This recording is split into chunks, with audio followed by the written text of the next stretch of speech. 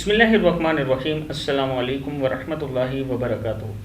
دوستو، آج میں آپ کو نماز حاجت یعنی 2 نفل پڑھیں اور کوئی بھی حاجت مانگیں اس کا طریقہ بتاؤں گا کہ پڑھنا کیا ہے اس میں۔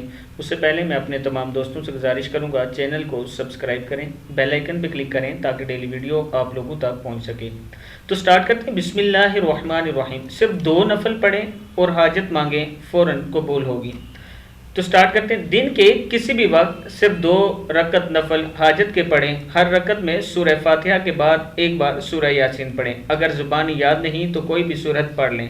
سلام کے بعد جس جگہ نفل پڑھے اسی جگہ بیٹھ کر 3 دفعہ درود شریف نماز والا یعنی اللہم صلی علی محمد وعلی آل محمد کما صلیت علی ابراہیم وعلی آل ابراہیم انک حمید مجید، 3 دفعہ سورہ یاسین اور پھر 3 دفعہ درود شریف پڑھیں۔ عمل کے بعد اللہ سے دعا مانگیں، ایک حاجت مانگیں اور دل لگا کر مانگیں، انشاءاللہ آپ کی حاجت فوراً قبول ہوگی۔